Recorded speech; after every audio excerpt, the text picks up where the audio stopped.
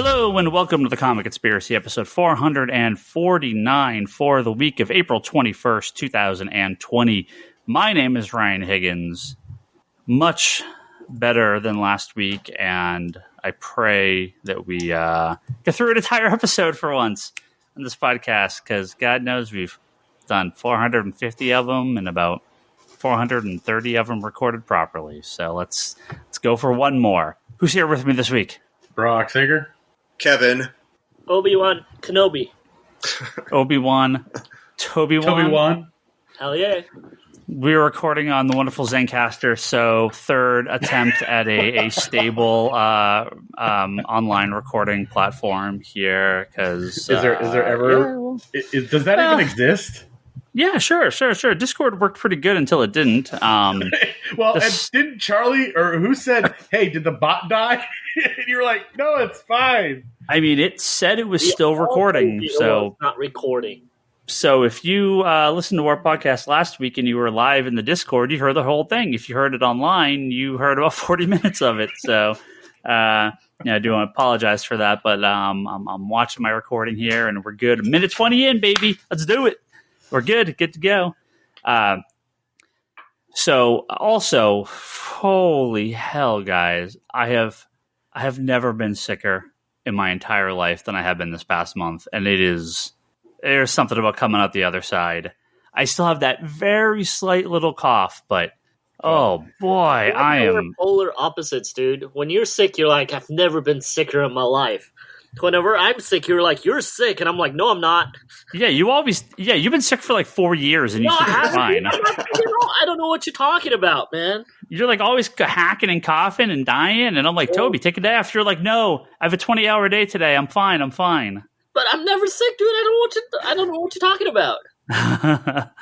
You just look very sick all the time. How about that? No, I don't know. God knows what hit me. It was miserable. You got knocked on your ass. It was bad. But yeah, I think I'm pretty much 97%. That little cough just won't go away, but that's I'll take it. Because good Lord, so much work to do. You don't want to come out too soon. We don't want to have another uptick. All right. Well, yeah. Continue our social distancing and all that jazz, but just in time to come back for new comic books. Because what a week!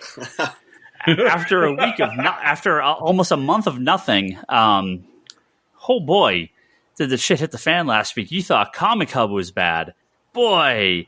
Yeah, you thought that Comic Hub fiasco was a nightmare. Wow. Everyone hates DC Comics now. Let's talk about this. So last week, DC. Well, let's actually do this in the chronological order in which it happened. Was it Thursday or Friday? God, I can't believe it was Friday. I can't believe it was Friday. Holy shit! Friday morning, Diamond Comics came out and said that they're targeting mid to late May to restart distribution. I've heard a couple dates. We've heard May 13th, 20th. Those are the two big dates being thrown around right now. Uh-huh. Wow, I was unique. I don't know what that sound was. That was my dog. Oh, that was very loud. May 13th and 20th are dates being thrown around. Now, what I believe is going to happen, do not quote me on this. This is a lot. This is just coming from some of the stuff from Diamond and what Marvel and DC and other companies have said. I think what's going to happen is this.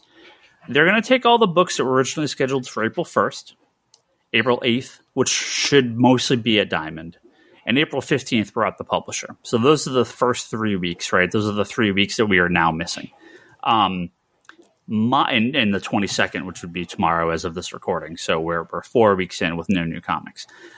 What I'm going to guess is they're basically going to split it down the middle, and each week is going to be basically half a shipment, roughly. That's kind of the feeling I'm getting from some of the conversations Marvel, DC, and Diamond are having right now. Through the emails they sent us and through some of these press releases, because it feels like they want to kind of slowly get people back to normal. I know Marvel said that they're going going to reduce their line by about a third, and I would expect most companies are going to do something similar. So the books that would have shipped April 1st, I like that May 20th date. That sounds like the most reasonable because that gives us a few weeks to readjust our orders and kind of do FOC and all that stuff. So I would guess April 1st books would be May 20th and 27th. The 8th would be June 3rd and 10th. The 15th would be June 17th and 24th, and that gives us like 3 solid months. Hopefully most states are reopened by that point. That gives a lot of buffer, thinner weeks, but it does give a lot of product. That's my guess. We don't know officially. I'm sure we'll hear by, I think Friday to Monday of this upcoming week, we should know something for sure because we're going to have to readjust our orders, and I would guess if they're aiming for the 20th, we're going to put those orders in by the 27th. No, by the 4th probably, because they already have them. So I think as long as we get our orders in by the 4th, they can ship for the 20th of May. That'd be my guess. So that's my call. Calling it right now. We're going to get basically 3 weeks spread over 6, and then maybe back to normal after that. I know DC Comics, this is Batman 92, the big full reveal of Punchline. That's been pushed back to June.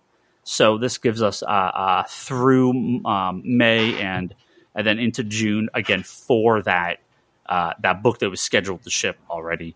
So that's my guess. If you guys got any thoughts, I mean, I think it really honestly just depends on states opening and all that stuff. Like, those are great dates to shoot for. Like, it's a good calendar to go by. But like you said, I mean, it just depends on when states are going to be opening up and all that stuff. So, I mean, right. I think the rollout is a solid rollout. That whole, 3 weeks worth of books over 6 weeks. I think that's a great rollout. But again, I don't think they've completely solidified, in stone when that's going to be. But yeah, I mean, it'd be great if we started up, May 20th. Yeah, that's a lot of belief.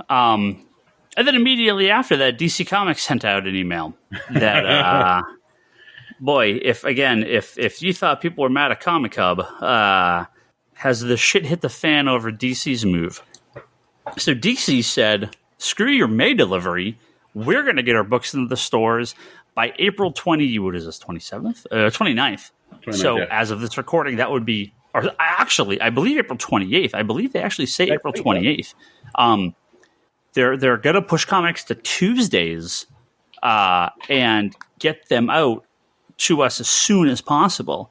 Now, there's only a very small list of books. Yeah, Tuesday, April 28th. It's Daphne Byrne number 4, including the variant cover, The Dreaming number 20, Batman Giant 4, Batman 89 3rd print, and Nightwing 72nd print. And this blindsided everyone. I mean, it really shouldn't have because DC was pretty upfront from the very beginning that they were looking at alternative distribution models. They are going through 2 new distributors. They're called Lunar and USC Distribution. But the thing that's beyond everything else, the thing that's making retailers even more mad is Lunar Distribution is owned by the DCBS, Discount Comic Book Services and In-Stock Trade Paperbacks, and USC is owned by Midtown Comics. So retailers are losing their goddamn minds over their quote-unquote biggest competition now being their distributors. And Ryan, do you have a take on this, Ryan? Once again, old man Higgins finds himself on the out with the comic retailers because I signed up immediately. I'm like, hell yeah, new comics, let's do it. Look, Diamond's still going to have their books. We're going to get stuff from Diamond. Totally fine. They're going to ship. Everything is going to go back. But look, DC wants to try to get some books in the distribution markets now. We're going to have comic books now, or not now, next week. Discount comic book service and Midtown Comics, look, they don't care about the 4 copies of Daphne Byrne that you order. Like, what does that do with them? They don't care. They don't have your customer information. Like, you're not giving customer info to these people. And the secret is they already have your customer info because every customer has bought from them at some point or another. I've bought from Midtown myself personally, both as a customer and as a retailer, because they had stuff in stock that I needed, right? So the same group of sad, out-of-touch retailers that lost their minds over Comic Hub and our attempt to get comic books into stores faster, which we may actually have some more news about that in a week or two, are now mad that they're trying to put comic books out, physical comic books. Well, they all hate Diamond. Well, they all hate Diamond. They're DC Comics. DC Comics. The retailers that are complaining are Marvel stores. They're like, no, we can't sell DC books. No, they're not. They're just complaining people. They're just people that love to complain about everything. Wait a second, thing. Ryan. I thought they were complaining because they didn't want digital comics coming out during this time because that would, right. But so now there's physical comics, but they're complaining about that. Yeah. But wait, I don't understand. Neither do I. Now, what's funny is the same retailers. I do. They're just lazy fucking bastards that don't want to work right now. I'm sorry. Well, there's that. There's been a lot of complaints like, our store is closed. Okay, so is mine. Well, we can't operate. Yeah, you can. You give them. They took my home address. I am shipping from home, or I'm shipping. I mean, I can go into the store as a single person and go and ship. Right? I'm not going to have Brock and Marshall there processing like 10 boxes of comics, 15 boxes of comics. These are going to be very small orders. That look, and we're not going to ship out many of these. Most people aren't going to want to pay $4 to ship a $4 comic, right? We're not going to. But books are shipping. It gives people some idea that things are still coming. So we have this week, this upcoming week, it's those books. On Tuesday the 5th, it's Batman and the Outsiders 12, DC Superstars Facsimile Edition 17, Flash 753, Green Lantern 2 number 3. Hawkman 23, House of Whispers 20, and Joker Harley Criminal Sanity. And then on Tuesday the 12th, it's Harley Quinn 72, Justice League 44, Odyssey 20, Lois Lane 10, and Metal Men 6, and their variants as well. And that is basically like a week of comics from DC, right? That's like that's basically 1 week's worth of books. A little bit more, but yeah. No. Is it? Nowadays, that's about 1 week. Yeah, because you have one Black Label, you have you got 3 reprints. Oh no, it's Harley and a Batman Giant. I mean, yeah, and that's basic. Those aren't all the books that were scheduled to ship on the 1st, but I feel like they're like, look, let's take kind of the mid-range to lower range stuff. Let's put that out there. Let's get them out there. And we'll have a story a little bit later about what else DC is doing to keep people's interest. But this was one of the very first things I said about why the Comic Hub plan for digital comics was so smart, because it puts comics into people's hands. It keeps them interested. It keeps them buying, right? Because once you lose that audience, dude, they're not coming back. A month without new comics is a fucking lifetime. So... Yeah. A lot of stores are not going to have new comics next week. I'll have 5. I'm sure we'll sell a few extras, maybe. I don't know. I mean, I ordered a couple extra of each because I think, first of all, every book is returnable. Every book, like I think through June, is returnable from DC. Oh, nice. So even if I want to get some extra copies from Diamond, that's I'm not on the hook for them. I can return them. I also put in about a $2,000 order with Penguin and Random House for a bunch of recent DC. Archie, it's not, is it IDW? So the books that were out the last couple of weeks from the book distributors, we have those coming as well, which Brock, Absolute Day Tripper. Yeah. On back order. Motherfucker! But the Jonah Hex Omnibus is coming. Omnibus is coming. So I'm getting a big stack of those. Isn't Wolverine coming too? What is that, Toby? Isn't the Frank Miller Wolverine coming too? Frank Miller Wolverine. Oh, yeah. Marvel has stopped Omnibus? shipment of every product. So yeah, I don't know what Marvel's doing, but Marvel has stopped every product from shipping. So right now I think we are just going to have the little bit of books from DC, and then once things go back to normal, well, normal-ish, right? These kind of half weeks, we'll go from there. And let's try this again. Wow, never mind. Zencaster also doesn't work properly. For the love of God, why can't we get a podcast recorded properly? That's okay. We're going to continue because we're not using where Zoom. We left off. Everybody's on Zoom right now. Everyone is on Zoom, but Zoom also sucks.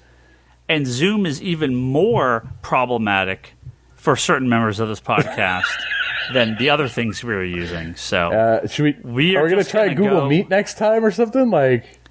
No, we're just going to record. We are now recording back to our classic, wonderful Audacity, all recording our own audio. Hopefully this sounds good on the backside. And if not, we have another great special bonus episode. Toby's doing whatever Toby's doing. He's trying to get his headset stuff figured out. So we're just going to continue on without him. And we were talking about DC. We were talking about Diamond distributing their own stuff. Wait, are you starting from the top, or are you going to use that? No. All that audio is good. We're fine. Hopefully, we are moving on. We'll talk about new comic books next week, because apparently we'll know much more next week. Hopefully, as well as some dates. So does that mean everybody needs to read Daphne Byrne? Yeah, it's going to be the hot book of the week. Are you kidding me? It's going to be crazy. Yeah, last issue finally coming out. So we have a couple more. We had all the great Jim Lee sketches, all the great stuff that all the creators have been doing. And I know we're gonna get this. Unfortunately, our timing can never be worse or never be better, because we are gonna miss the Creators for Comics final number tally. I know that's coming soon. Kevin, Ryan, dodged a bullet there. How'd you do? I did not participate in that. You thought about it. I threw a bid in, yes. So when I say I did not participate, what I mean is they did not get any of my money because I got outbid. But I did participate in the Hero Initiative benefit. Oh, which one are you doing? So they released them in waves, and so last week I was looking at them, and I'm brainstorming with Charlie about this, and I'm like, oh gosh, I really want Howard Chaykin, but for my current art purposes, I really more want Dave Gibbons, so I let Chaykin go by, and then Gibbons came up this week, and he's just doing a chat and no art. Yeah, so the Hero Initiative, for the Hero Initiative, they have Zoom web conferences that they're doing with creators. Week 1 was, wow, Toby. That's exactly what I told you was going to happen, Toby. So we're just going to keep going, and he'll figure it out. Week 1 was Brian Michael Bendis, Donny Cates, Howard Chaykin, Dan Didio, Scott Debonair, Megan Hutchinson, Fabian Nicieza, Todd Knock, Chris Rail, Tim Saley, and Chip Zdarsky. This week is Dave Gibbons, Scott Snyder, Mark Waid, Brian Azzarello, Cliff Chiang, Greg Rucka, John McCrae, Mike McCone, Ron Mars, and Steve Barak, and I don't know him. So to answer your question, I did Cliff for this week's package. Oh, cool, nice. Yeah, so you're basically you're kind of buying a package to do a web conference with Q&A, tutorials, and original. Yeah, so. And then some of the creators just are doing a Q&A. Like Snyder is doing a Q&A. Bendis did that. Obviously they're not artists, but so the artists you get the Q&A and some art, and the others you get a longer Q&A, and that's how the cost evens out. That's cool. Yeah, I'm a lot of obviously a lot of people that use the Hero Initiative.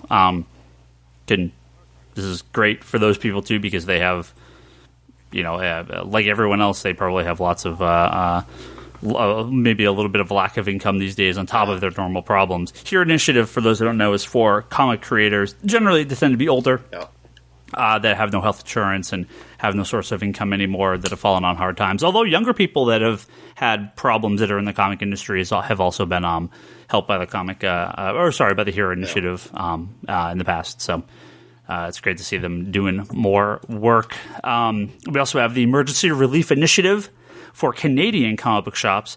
I know Chip Zdarsky's helping out there. So Comic Legends Legal Defense Fund, not the CBLDF, it's a different group.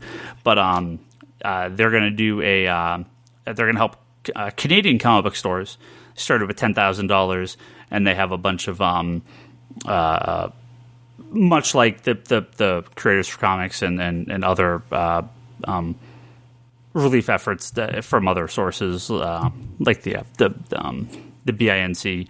They're going to have a lot of charity auctions and other things in the next week or two for comic book stores, specifically in Canada. So I know the UK people are kind of like, hey, us too. So I'm sure you'll see something coming over from them in the near future. I'm very curious to see the final tally on that Creators for Comics, because I looked at, I think I sent you the master sheet with everything on it. So I was looking at maybe 10 different things on there out of, 300?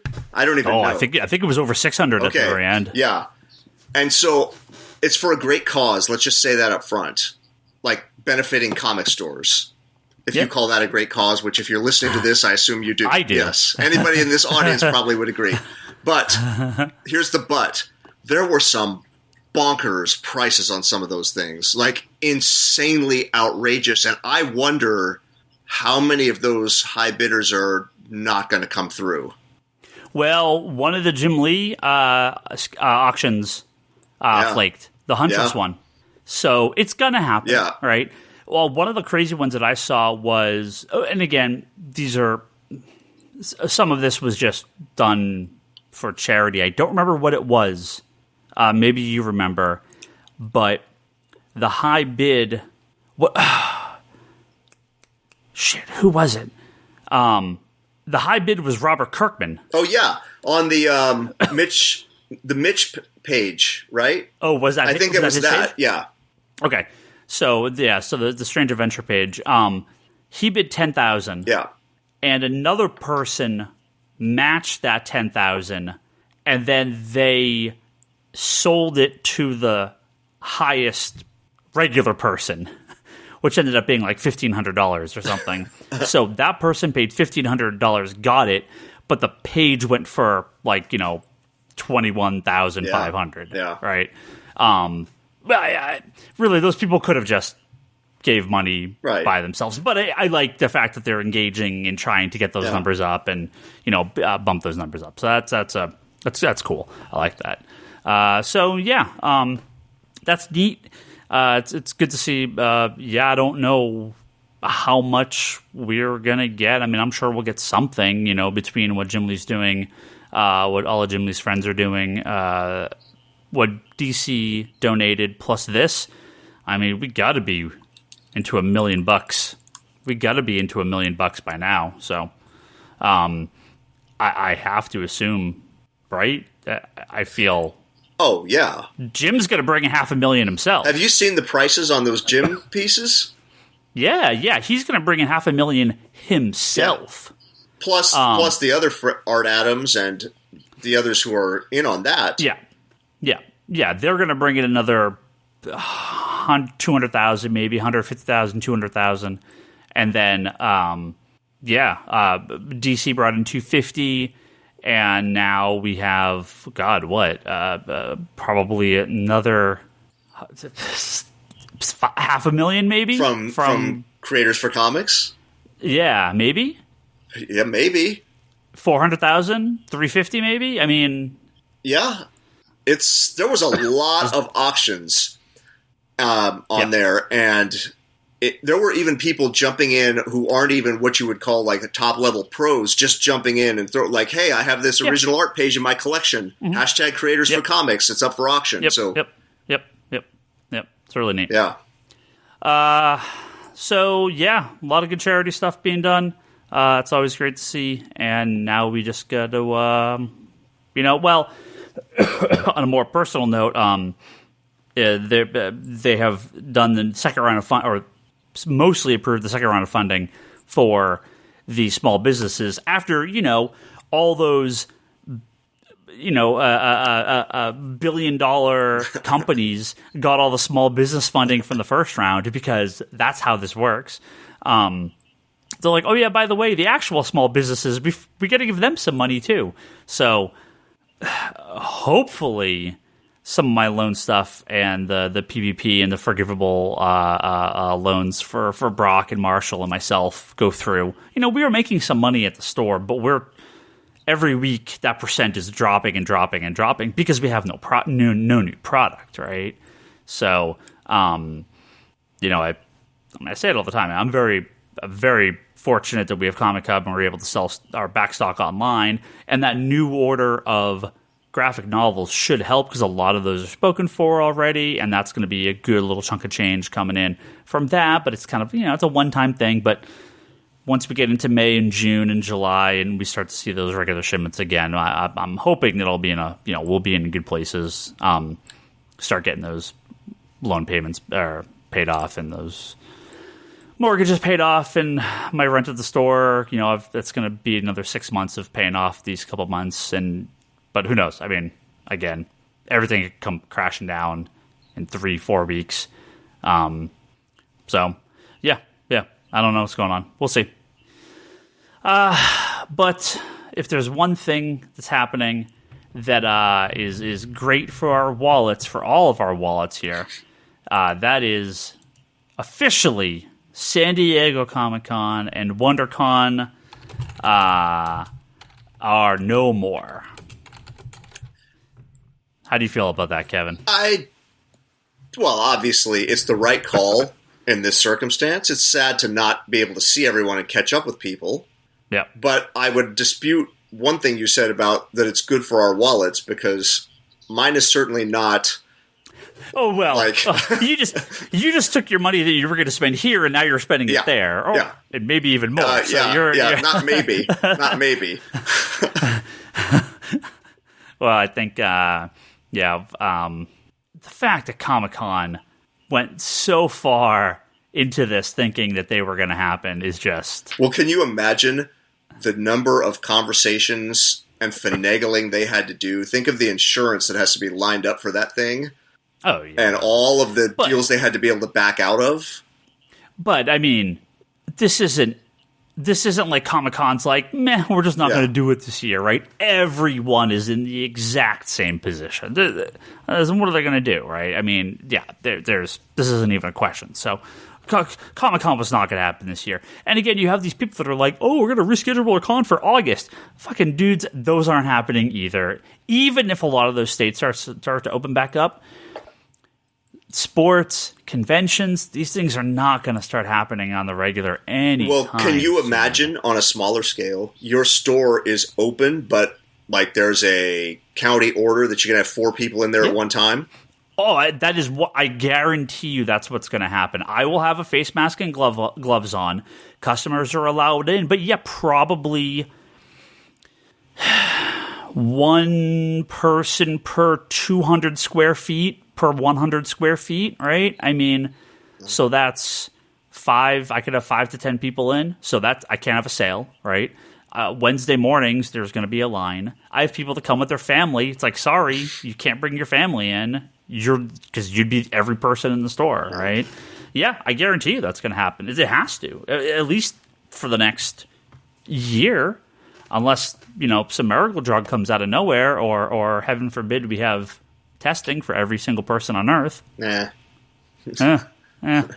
What do you need that for? Come on. So with those beaches, man, nobody cares. Yeah. Come on, George is fine. No New York plague here. We're fine.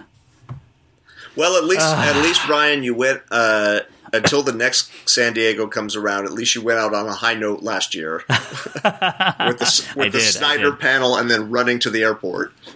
Yeah. I made it. So that's Comic-Con. That's WonderCon.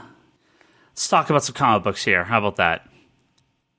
Tom King is teasing an insanely ambitious project. We don't know much about it, but someone on Tom King's account took a really fine magnifying glass to the page that he posted on Twitter, and his reply was, that painting that's in the background, I've seen it somewhere before. Then post the scene of Ozymandias from Watchmen standing behind that. It's very hard to see in this original picture, but it does look very similar to the picture of the one in. And I'm sure it's a very famous painting that I'm just completely unaware of because that's just how I roll. Show Leanne. She'll know what it is. Yeah, I'm sure she'll know what it is.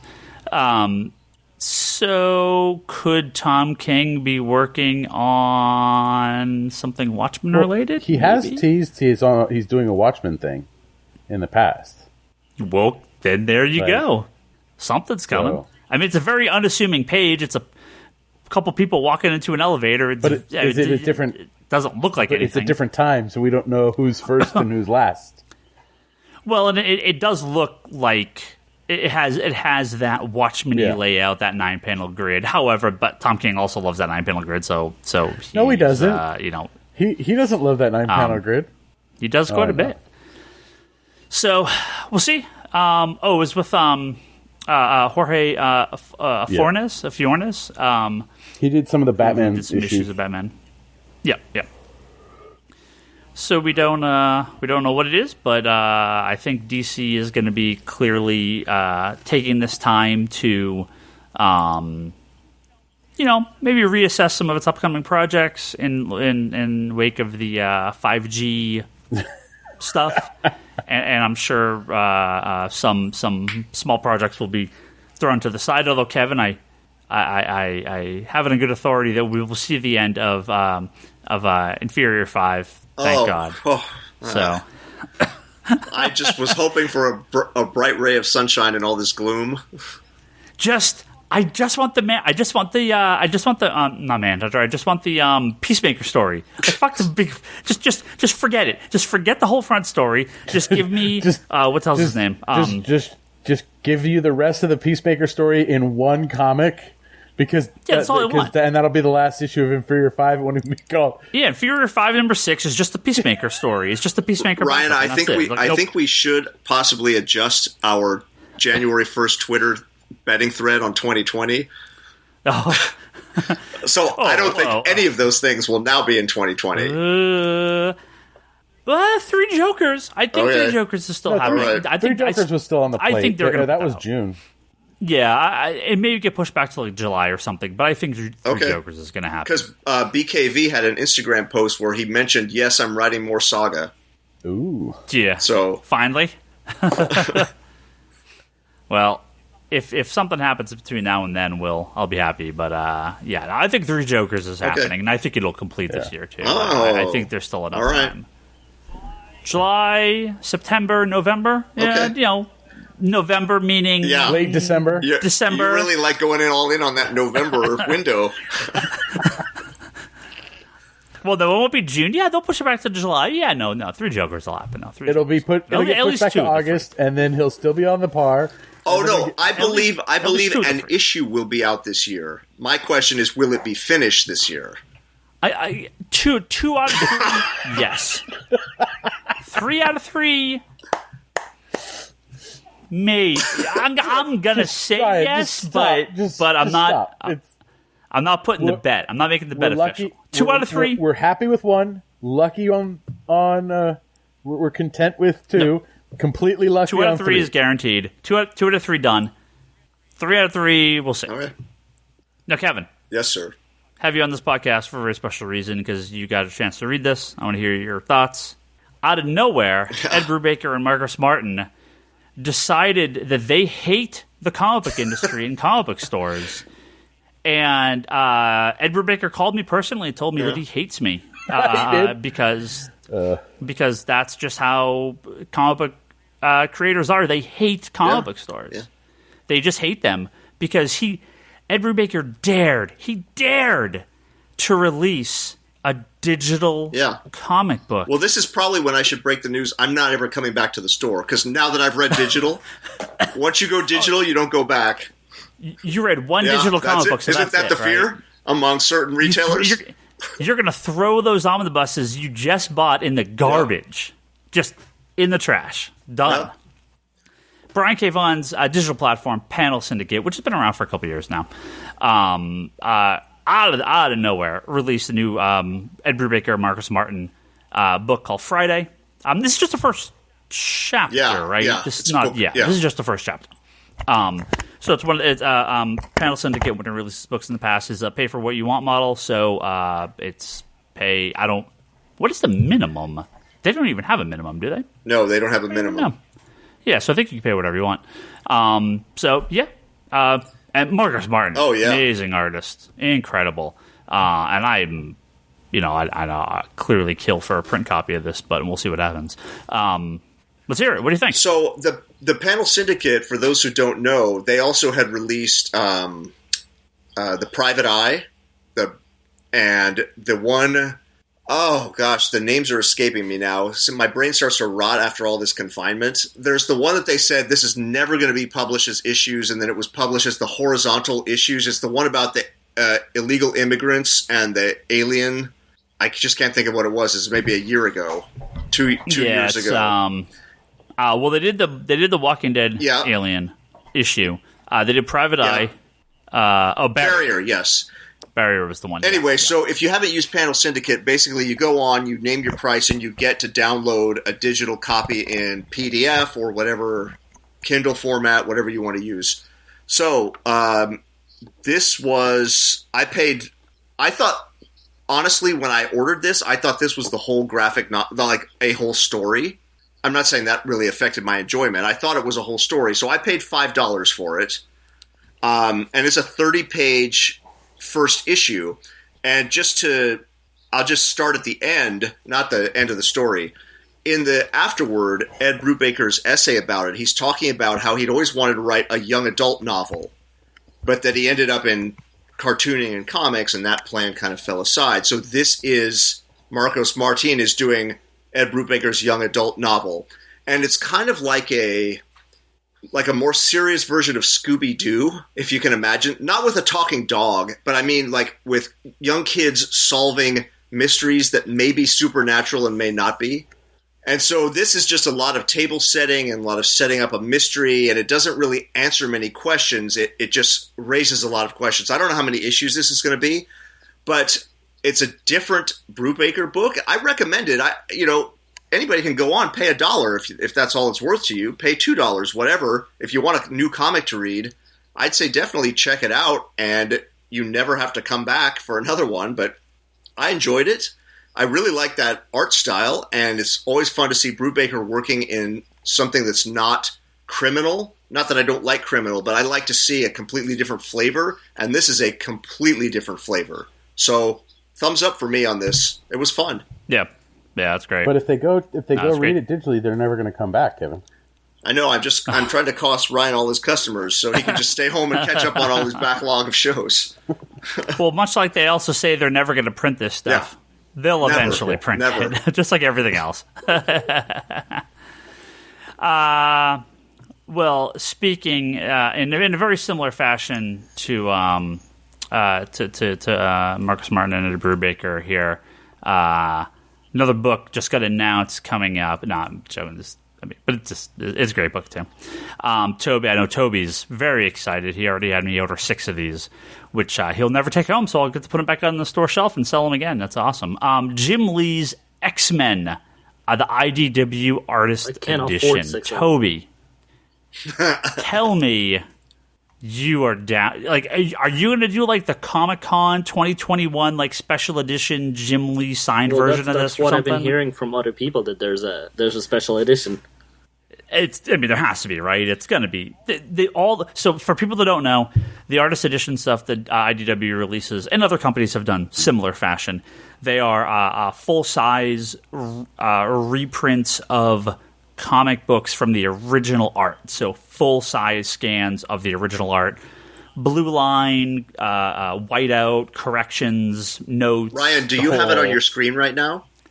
I do. Is this an artist edition or an artifact edition?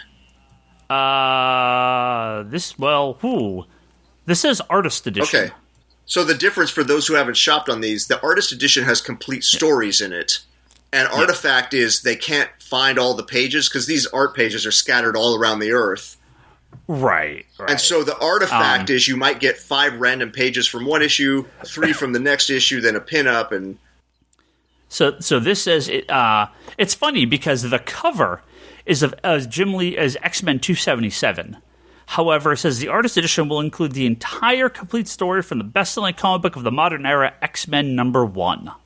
It says, additionally, this book will include scans of gorgeous artwork from some of Lee's best and most iconic issues, cover splashes, pinups, and interior pages. So it's it sounds like a hybrid of both formats. Yeah, but it's going to have the entirety of X-Men #1. Why the fuck is the X-Men #1 cover not the cover of this book, then? That's super weird. Oh, maybe that'll be the special edition. Maybe that'll be the... It's a wraparound? Maybe they'll have, they could do, like, a gatefold. If they could do a full 4-page gatefold... full size of that 4 X-Men cover. Holy shit. That thing's huge. So, I'll probably they're going to release all the different covers as the covers. So you have to buy it. 4 variant covers? To buy it numerous times.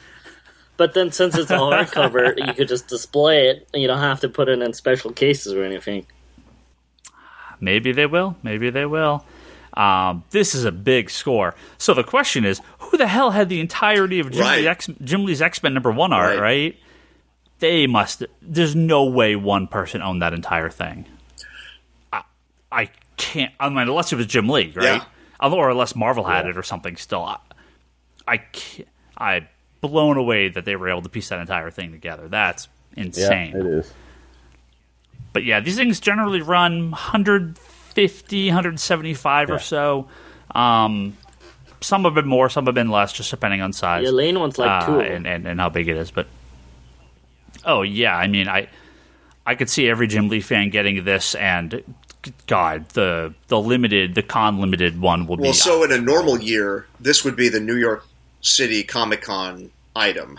That's where they debut. Probably because it's coming out in October.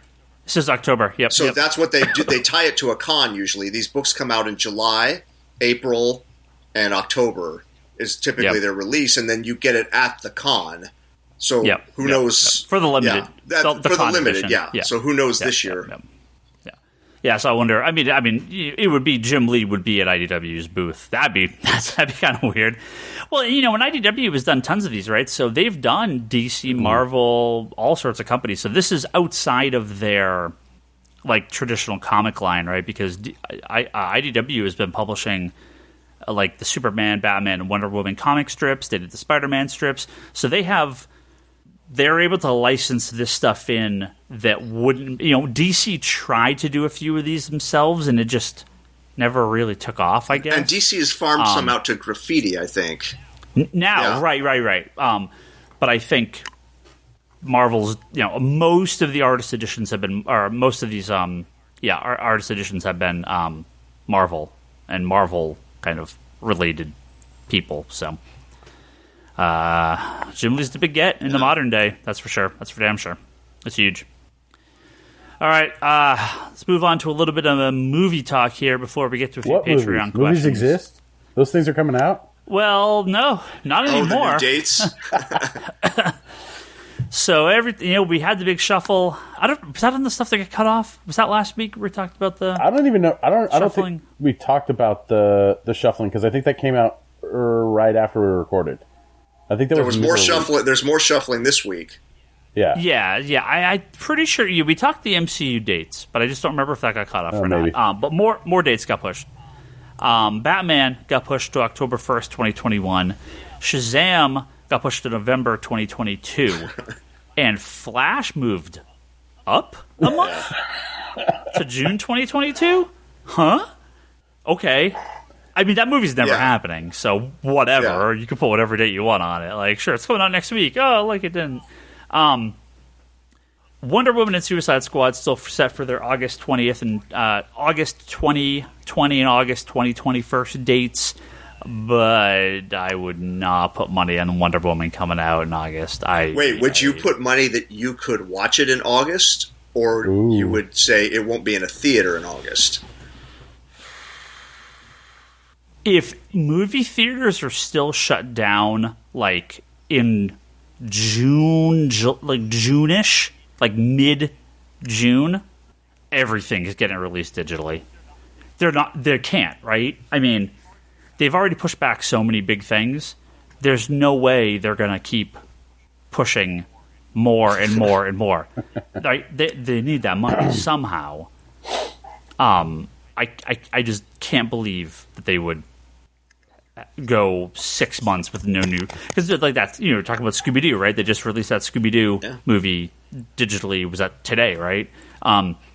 Again, the lower tier ones, it's a lot easier because they're probably not losing as much money, but the longer this goes, the longer those movies are going to have to start. Those bigger ones are going to start. It's going to affect the Academy Awards, because if they don't get into a theater and are aired in a theater, then they can't qualify. That rule is probably going to be adjusted. Yeah. And again, it just depends on how long this goes, right? I could see, you know, they've already reduced the amount of seats in theaters. I could see them reducing it even more and only being able to sell like every third seat or something like that is like some sort of limited. But then, right? But that's going to cut their money back even more. Yeah. It would be smart at some point to just start putting this stuff out digitally as well. But, you know, you were making fun of it earlier, rightly so, I believe, about you don't want to give somebody the digital comic because then they'll never go to the store. I think that's the fear on the theatrical exhibition side. But it's the same, though. Look, I love my big 4K TV. No. It's not. I'm not saying that they're right. I'm saying that's the mindset that it's a mindset of fear. Like if you can beam it to your home for $50 and have 5 people in your family watch it, you're never going to come back.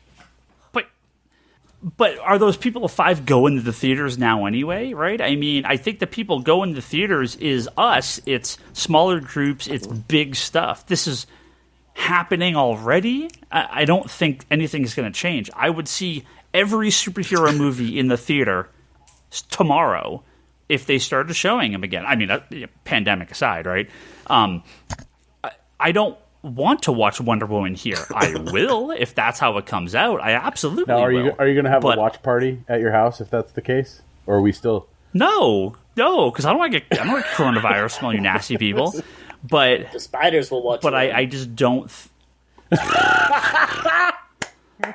You talking about a spider problem? Apparently, I live on fucking Spider Hill here. You're gonna have thousands of spiders watching it with you, man. So what the hell happened with that? Did you were walking the dogs and you saw a tarantula? We're walking the dogs and Leanne's like, "Holy fuck, Ryan! There's a tarantula on the ground," and I was like, "Huh?" And I ran, and then I looked down, and I didn't see it, and then I saw it, and I was like, "That's a fucking tarantula! Holy shit!" And I didn't scream. I ran, though, because I was standing right next to a tarantula. It's not poisonous. It's a tarantula. I don't care. It's a very large spider. And then I looked around, and I'm like, is that what all these holes in the ground are? Are these all filled with tarantulas? And then I was walking the dog like 2 or 3 days later, and I was looking in one of the holes, and 2 of the legs were like sticking out of the hole. And I'm like, that's it. Apparently, these hills are filled with tarantulas. I have to move now. I don't like spiders, in case that was not abundantly clear. Now, one of our customers and listeners, Trevor, was pointed out that mating season is in September. So I need you to report back in September. What are you seeing? Yeah, apparently, I mean, this has always been here. I'm just oblivious to. Ryan's going to wear a backpack with poison and going up and down the hill, and he's putting stuff in every hole he could possibly find. No, I'm going to stay away from all those holes. I don't want a fucking 100 tarantulas coming out and jumping on me. Like, you crazy? Goddamn ass tarantulas. What scares you the most? The size or just the hairy legs? It's spiders. I hate all spiders. Nasty. Venom 2 also got moved. But I don't see the move date on here. Are we talking about this? It's next. It was October. I think it is of this year. Yeah, it was October of this year. It is deep into next year. Yeah. Let's see. filming June it? 2021. Yeah. Yeah. It was going to come out in October. Yeah. So Morbius is March 2021, and Venom: Let There Be Carnage, the official title of Venom 2. No. Bumped from October 2020 to June 2021. And honestly, that's a good date for that because, I mean, Venom was a big movie, man. I think Venom 2 is going to be that's a summer blockbuster now, you know? I have a question. Are we even getting a New Mutants movie at this point? That poor New Mutants movie. That's the one that I think that's the one that you put on digital at this point. Like, and I really want to see that movie. I'm not shit talking it. I'm just saying at this point, come on. No. It's in the can. It's done. Just cut your losses. Cut your losses and go. Yeah. At this point, they just. Hey, you guys can watch Bloodshot now. Aren't you glad you went to the theater? Yeah, that was the last movie I saw. The last movie you'll ever see was Bloodshot. And Look, hey guys, final little real movie quick. bit here. Kevin, what was the last movie you saw in the theater? Oh, you know what? Let's come back to that so we don't have dead air. I really got to think about that. Toby, what was the last movie you saw in the theater? I have no idea. Ryan? I mean, I had the movie pass, so I'll watch anything I could possibly want to watch in the theater, so I really don't know. My wallet's not... Well, I did buy tickets for... Mulan, but that didn't happen.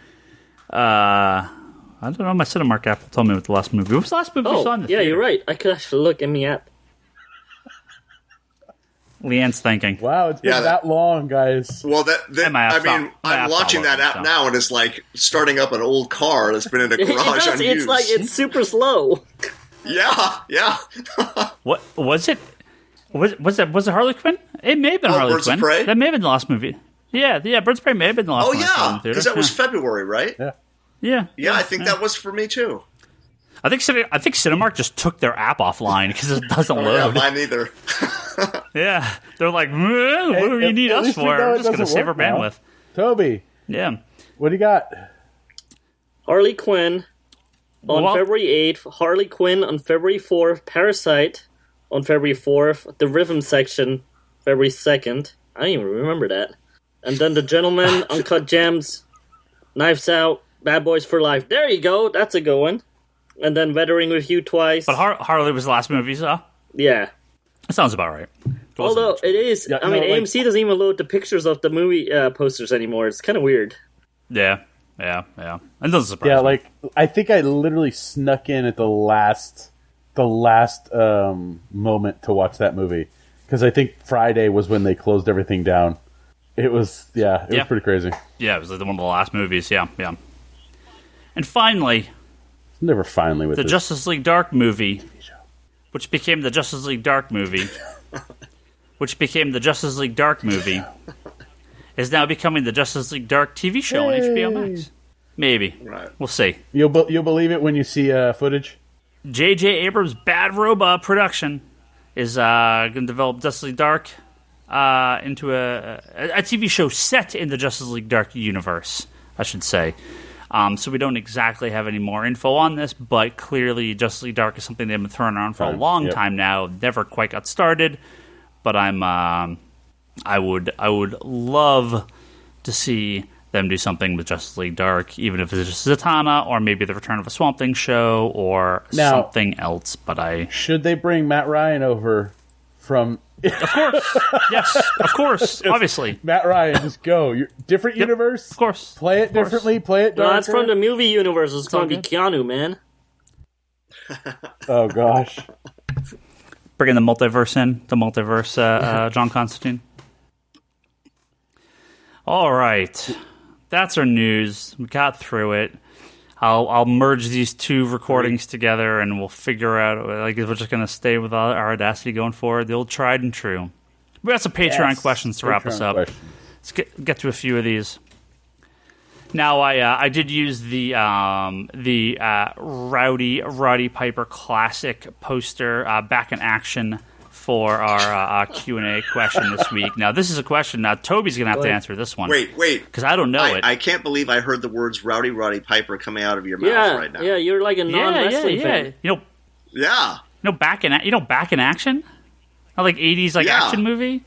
Okay, so the question from Alex is, what is worse, Back in Action or Double Team? I don't know. Double Team's the one with Dennis Rodman and Van Damme. I know it, but I've never seen Back in Action, so I'm going to go with Double Team. It's got Dennis Rodman in it. Okay. Actually. Okay. I may give you Double Team, too. Double Team was 97. That was, I'd tell you which was the best Rodman movie, though. It's Simon Says. It's actually a really cheesy, good 90s action flick starring Dennis Rodman. Simon Says. Oh, I remember that one. As a Comics Conspiracy trivia item here, bonus, I went as Roddy Piper for Halloween one year. With the official T-shirt, Doesn't he wear a quilt? An actual kilt. Yes. That's amazing. Oh, we have to see if that should be a reward. That should be a reward, a picture of you. And because a picture of that. I'll try to find one, but I even had a pair of underwear on with writing on it because that's what he used to do, where he would moon somebody with writing on his butt. And so I had writing on my butt and I would moon. Anybody who said, what do you got under that kilt? I would bend over, flip the kilt up, and show my ass with I don't even remember what it said. I read comics. Anyway. Dang. Kevin Sharp is over party. Hey, speaking of Rodman, though, there's a really good documentary on ESPN happening right now. It's called The Last Dance. Oh, the Bulls one. It's amazing. Yeah. It's an amazing documentary. It's really good. Yeah. It also makes me really sad because they probably could have gone for another one. Did any of you watch the WWE stuff that was going on with no audience? It's the weirdest fucking thing of all time. I've only seen the highlights, but it's really weird. My roommate was watching it. Man, that was weird to watch. Yeah. Jesse wants to know, how you guys holding up? What did you do in the stay sane? Who says we're sane to begin with? Yeah. As sane as we ever are. You just try to have a routine. I mean, that's the best you can do is have a routine. Like, I get out of the house at least to walk the dog with the kids at least once a day, so you don't feel like you're cooped up the entire time. Other than that, it's just what's the best time I can go to the store, and do I absolutely need this thing? So. Well, usually, when I go a little crazy, I just push Ryan's buttons, and then he gets angry, and then I have a good day. Now. I bought a nice bottle of Japanese whiskey that would normally last me 2 to 3 months, and it was half gone after 10 days. Oh, dude, liquor sales are up the roof. Dude, we need to go over to Kevin's house, man. That's where the party's at. Liquor sales is up the roof. Is Bevmo a stop for you for essentials? What? Is Bevmo a stop for you on the essentials list? I do live like 5 minutes from one, so that's convenient. Nice. But I think, Brock, what you said about making a routine is really key. And I hit the point in the last few days, and you guys are this is gonna sound like hyperbole, but I'm being 100% serious. I am just about at the point where I would pay $20 for a cup of coffee if I could drink it in a coffee shop full of people. I'm not even kidding. Just get a VR headset and a cup of coffee. You'll be good. Yeah, I mean, for me, being sick threw everything out of the loop, so that kind of I'm still kind of catching up from that. But for me, I just go into the store kind of every other day. Fortunately, I have a lot of work to do because we had to redo our inventory. We've had a lot of stuff going on, so I'm actually getting to that stuff now. I'm almost done with it, so now I have other projects I need to do, but it's good because my work continues by myself, which is fine. I've been listing stuff on eBay, so I have a bunch of old books that we've been slowly putting up.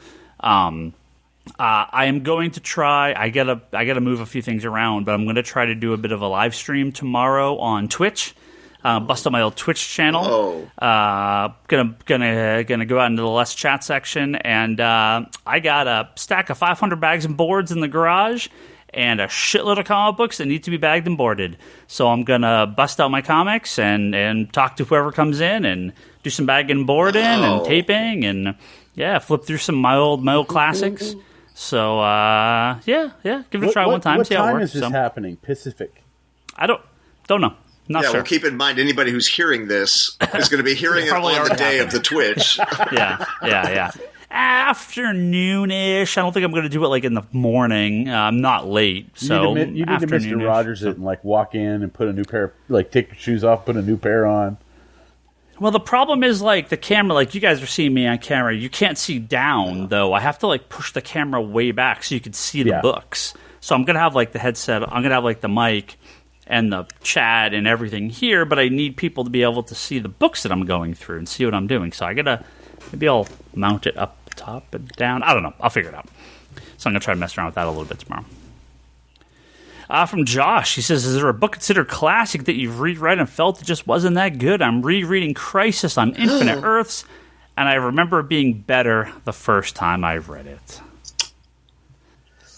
I just spent a lot of money on a Giant Crisis omnibus, or a Giant Crisis box set, so it better damn be as good as I remember. I just don't ever reread stuff, so that's my class. Ryan can't keep up with first-time reads. I am, though. I am caught up with my new comics. This is how we know we're in this weird era of time. I still have a short box I got to get through. Yeah. I'm not caught up with like the 20 long boxes of other comics I haven't read, but I'm caught up with the new comics I've read. So, or bought. Anybody have one? No, I mean, I think it's rare that I've reread something and didn't like it if I liked it the first time. Yeah. I haven't really... Most of the time I get more out of it if I reread it. Like, if it's something I enjoyed. Yeah. Yeah, this is a tough question. I just finished rereading all of the Invisibles, and it wasn't worse than I remembered. It was just vastly different than I remembered.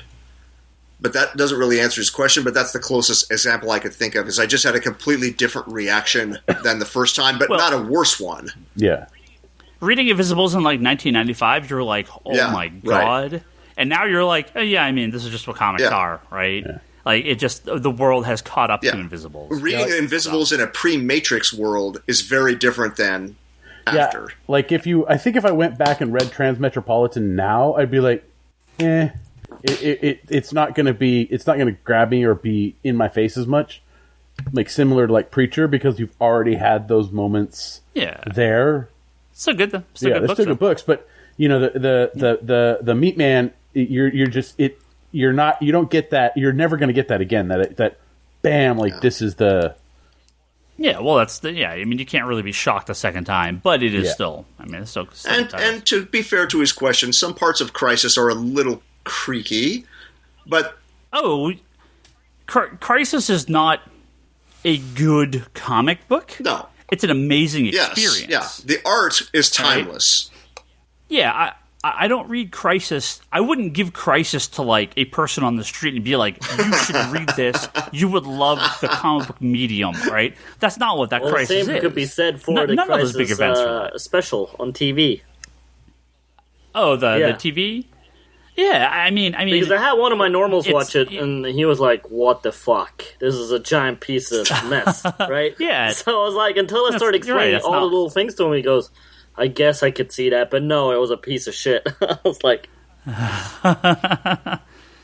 "Yeah, I'm watching Better Call Saul right now. We just finished up the second season of Kidding. Those are very different shows than I don't know. I'm also watching this last season of iZombie now, right? I get very different things out of these. They're both good in different ways, right? I enjoy them. It's just they do different things. Brian, we discussed a bit of this, but we can touch on it again because it's part of his question. From Brian, he says, "What's the latest news of the Diamond, and how far behind do you think they're going to be?" And so we talked about that earlier. And but yeah, just to kind of reiterate, we will never be caught up, right?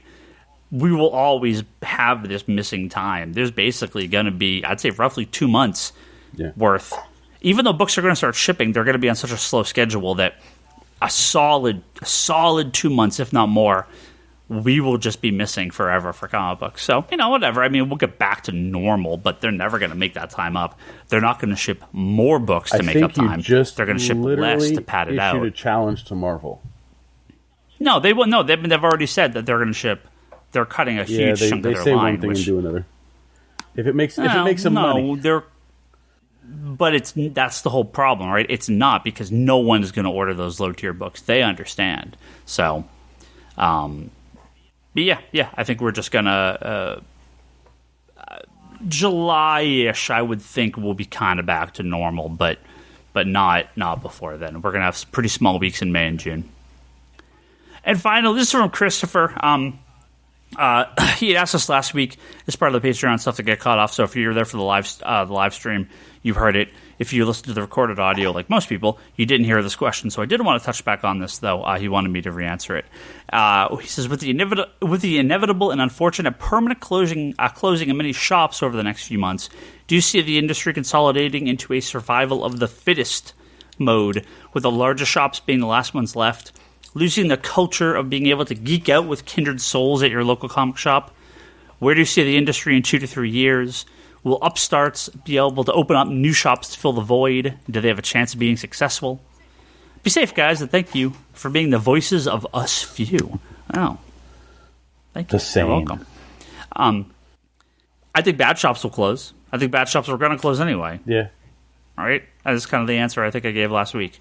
I think large shops are going to suffer just as much, but they probably have a little bit more wiggle room. They probably got some cash built up, but they're going to hurt, right? It depends where they are. You might see them. They might not have as much going forward. Like if they had X amount of shelf copies per, you're going to maybe see a little falling off on that end. Big shop in a real rural area with a lot of blue collar jobs that are all getting laid off, they're going to have a hard time. Little shop in the Bay Area with a lot of tech workers still getting paid, I think we're going to be fine, right? In the long run, obviously problems now, but come the next couple of years, I don't think we're going to lose too many people. We already have lost a few customers. We've had to cancel a few people who said, I'm out of the area. I left the Bay. I'm back home. I'm going to come back eventually, but cancel my stuff in the meantime. One person just never replied, so I canceled their stuff. So, I mean, clearly we're losing some customers, but it's minimal at the end of the day. I'm sure there are some areas where, when 22 million people are filing for unemployment, a couple of those people read comic books. So, yeah. I mean, it's a shame to see a business go down, but again, it's one of those things where did you do your due diligence? Did you invest the time into your business to keep it afloat? I mean, yes, this is these are really crazy times, but did you do all you could do to continue your business? I mean, you talked previously about retailers that just don't want to engage and they're pissed off at DC for bringing books out and stuff like that. How dare you bring books out? And it's like, but aren't you just supposed to sell comics? And I mean, yes, granted, a transaction now takes a lot longer because I have to process it for shipping, but I know that the product is sold and we've made some money. So it's like, well, I've talked with a number of retailers too that have done like the Instagram Live and Facebook Live streams and sell on there, and we could. I don't really have the stock for it. You've got to have some good issues. I could pull out a lot of stuff from our back issue bins. It's a lot of work for it's a lot of money if you've got the books. So if you're a good back issue store, if you have big collections, especially lots of Silver Age, Bronze Age, I think you're in a much better position. You have enough people to help you do it, because it is. Yeah, you need a few people to help. If you've got a lot of those modern keys, those modern grails, then you've got some stuff that you can sell. But I'll look at it over the course of the next few weeks and see what's going on, because I could do it a few times probably and make some good cash, but I would tap out my stock pretty quick, because we have a lot of filler back issues, and that's great, but that's not what sells on these things. You have to have some good books, and that's just not what we do. Like I said, we have a lot of back issues, but we don't have like those keys that a lot of people are looking for. We have some, but not enough. Well, I mean, to do ours tend to cycle daily ours live tend streams. to cycle fairly quickly. So a lot of times, like, we can't, we get something in, somebody sees it in the store, they buy it. Like, you've done stuff like, hey, I got a collection and I got these books, and you post it on Facebook, and then bam, we get it. I mean, it's you sell half of them. Yeah, so I mean, but I don't go hunting. I don't go buying big collections. I buy them if they come in, but so I've never really had that big, massive stock that some stores have had. But again, we've been doing online sales. We've been doing okay. We've had a couple customers just order again. Like, they'll place an order and then they I've had a lot of again. They're happy with it, and we've had a number of weekly customers that are buying graphic novels now. And a lot of the stuff haven't had to reorder, which is always good. So we're selling a lot of stuff that's kind of hanging out. I did do one big reorder to get a lot of big stuff back in. And like I said, I do have that other reorder coming in, or that other order of new product. So that's always good. And so those should all sell well. But no, see past that.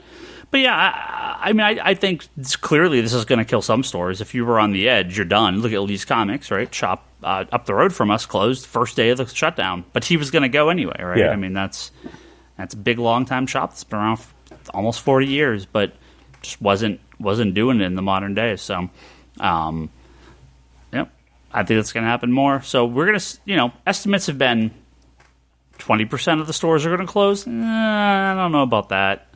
10%, maybe. Well, I think 5%. I think it really depends on those numbers that we get from the, that small business thing, right? I mean, well, but that's stores that, again, the stores that are doing their work are paying attention to that stuff are the ones applying.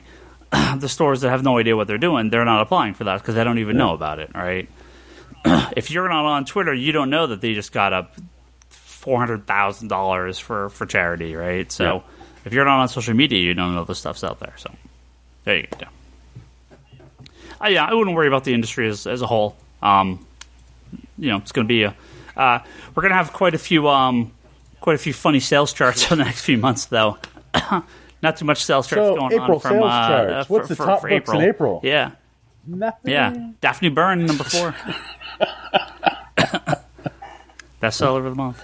Well, see, that's the thing is DC wanted to have a dominant month, so they're sneaking in there to get that dominant month, right? DC's got the top five books of April. They're the entire market share, the entire unit share. Yeah.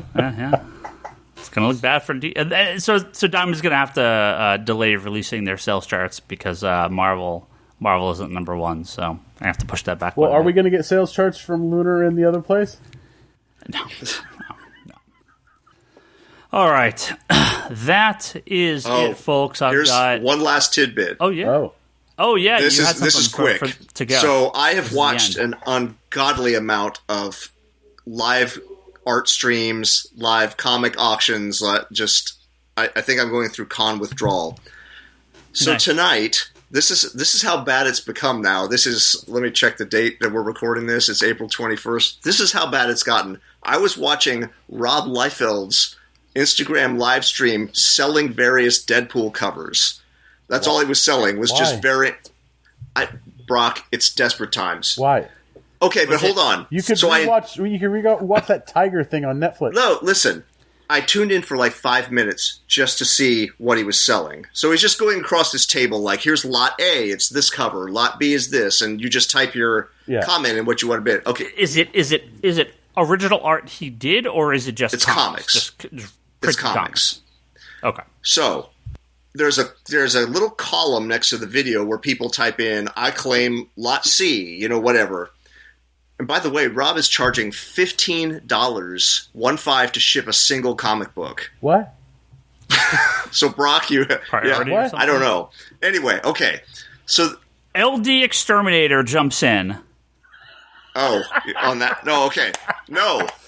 Yeah, that would be funny. Even better. So there's some rando in there who's like, hey, Rob, can I get a high? And the thread just keeps scrolling up off the screen, so that comment just disappears as all these people. And then he reappears, and it's like, hey, Rob, just wondering if you could say hi to me. And it disappears again. And then he reappears again and again. And now I'm like, then he goes, Rob, could you just say hi to my cat? hey, Rob, do you not like your fans? Why can't I get a hello? This guy's not bidding on anything. He's just saying this. And he's like, okay, Rob, if you're not going to say hi to me, I'm not feeding my cat tonight. Well, and then it's like, okay, Rob, my cat's going to be sleeping outside if I don't get a hello from you. Okay, Rob, if you don't say hi, that means you don't like cats. And I couldn't turn away. I watched this thing for like 15 minutes, and no one else responded to this dude. Rob didn't respond to him, and he just didn't stop. I was just fascinated. And so everybody, let's just pour one out for some poor cat who's starving and sleeping outdoors tonight. What are you talking about? That cat's in the kennel, man. Liefeld wouldn't give this guy a hello. No hi. Don't ever watch Twitch. Don't ever go in the Twitch. Says the man who's starting a Twitch tomorrow. Yeah. Well, because like 4 people. I'm going to come on. So Ryan, can I get a hi for my cat? Hey, Ryan. Hey, can I get a hi for Rogue? Can Rogue get a hi? Kick. That's funny. Yeah, so I was watching that right before we started recording. That's why I segued right from that into this. Oh, jeez. Yeah, the comic artists are having a ball because they're like, fuck, we can pitch to our writers are like, oh, we can't do anything. Right, We're just sit here and we could talk to you maybe, but that's it. No, I think the artists are. I think a lot of them are taking advantage of the time and really engaging with the audience. You know, with their fans and stuff like that, and it's really cool to see, especially like people just wanting to, just check out what they're doing, and a lot of them weren't doing it before. So, yeah. Well, everyone's got to find their own way to stay sane during all this. Apparently, all right, Kevin's is watching Rob Liefeld's Instagram. That was one time. The others have all been good. That's it. That's a podcast. Thank you all, everyone, for listening. I'm going to go through and, like I said, I got to go edit that shit back in. But hopefully the beginning of this and end of this all sounds good. You got to edit together. No. Just the early stuff within this. We're all good. So sorry for the weird break in the podcast. But, hopefully back to normal next week. Never, ever normal ever again. Thank you to our good friends, Joe Duff, Andrew Nelson Mendez over Recovery of an Anime Junkie podcast, Craig Anderson at CraigPAnderson.com, Jimmy Rivera at the Social Forum podcast, James Laws, and Litwin Studios. Thank you all very much for your continued support of the Comic Conspiracy Podcast. Thank you, guys. Please go to ComicConspiracyPodcast.com, Geekbox.net, Apple Podcast, and Spotify for all our previous episodes. And as always, rate and review us if you can. Head over to youtube.com/comicsconspiracy. You can find all our previous episodes on YouTube. It's just audio, but some people love that YouTube, so check it out on there. The Comic Conspiracy at geekbox.net for those long-form questions, and of course, patreon.com/comic-conspiracy. If you want to kick us a couple bucks for hosting this podcast, helping out, pay for some hosting fees, and give these guys a little bit of credit every month to continue to buy comics. Man, we're going to have so much credit going into when new books are coming out. Yeah. Comicsconspiracy.biz. All our physical books are on there. Graphic novels, You toys. got those up today. I've got a bunch. We got a lot of toys up, a lot of merch up, pins. We've been working overtime to get a lot of stuff up that wasn't on our site before. Fortunately, back issues remain that big mystery. We started it, but it just isn't gonna work the way we want, so I'm gonna reassess how we're gonna do back issues. But we'll figure something out. Of course, go to conspiratorBrock.com. That's Brock's blog, video pull list, and unboxing videos. A little light on content these days because it's not new comics. But I haven't been able to get into the routine of doing what's new to you in comics. So because the kids, school schedule and all that, and just everything. So I'm hoping to get something up soon. Yeah, everyone's in disarray right now. Charlie's got that podcast, Wanderers in the Fourth Dimension. It's a Doctor Who podcast. And LeanneHill.com is my wife Leanne's website with all her art, and you can also go to her Etsy store directly from there to buy some stuff. She just sold a few prints tonight, so people still buying art even in the shutdown, which is always great. Shipping out every day. Yes, they are. Yes. A lot of art being sold. If you're on Twitter, follow all of us, please. Ryan Higgins, Ryan. Now, before we go on, I have a little... Can you at least give our other Twitter handles first and then go into your story? Brock Sager, Toby XI is Toby, That Kevin Sharp is Kevin, and the store is Comics Con store. Now, a couple of years back, I was pretty mad at a lot of people on Twitter. I mean, I'm still mad at a lot of people on Twitter, but it was like really bad. Right? It was at the height of Comicsgate, right? So I decided at the time to run a couple programs that would basically block followers of certain people that were pretty terrible. So this is why you never saw any of my tweets. No, you're not blocked. You're muted. Fuck, I knew it. The problem is, of course, a lot of decent people follow bad people and don't always know it.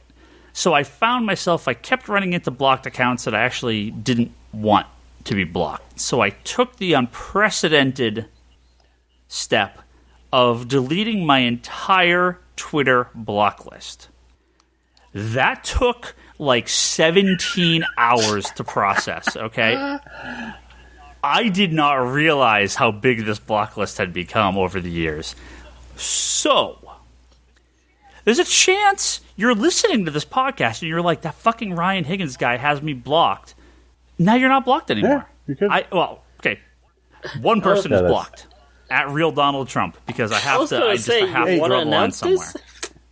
You're not going to liberate Michigan? Or Wisconsin? And I will continue to block and mute people as I always have. I've just decided to start fresh because clearly I had blocked, because of the massive blockchains, I had blocked people unintentionally. And I kept meaning to do this, and I decided, all right, it's time to finally do this.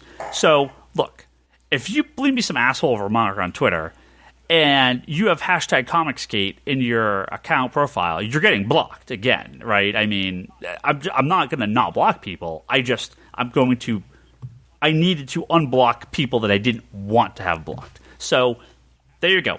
At Ryan Higgins Ryan, follow me. If you were blocked before, you're not blocked now. So, that's that. There you go. And Geekbox and Manga Machination. So I was off Geekbox because I was sick. I was back on. I'm off this week because they're doing a Better Call Saul wrap-up. I've not finished it yet, so I don't get spoiled. You have all this time. But my wicked boy from Boston, Greg Ford's going to take over for my spot, so Greg's going to step in, and he's got a lot of good, wicked good thoughts about Better Call Saul. So it's going to be some good geekboxing going on. And of course our good friends over at Manga Machinations, which I've been on a few times before. So continue to listen to them if you can. Thank you, everyone. Thank you to Audacity for being there. Audacity. When we needed them, needed Audacity the most, and for not crashing and working perfectly fine. And we'll see after I edit all this podcast together if it turns out okay, but hopefully it does. Thank you, everyone, for listening. And stay well. Yes. Stay well, and we'll catch you next week.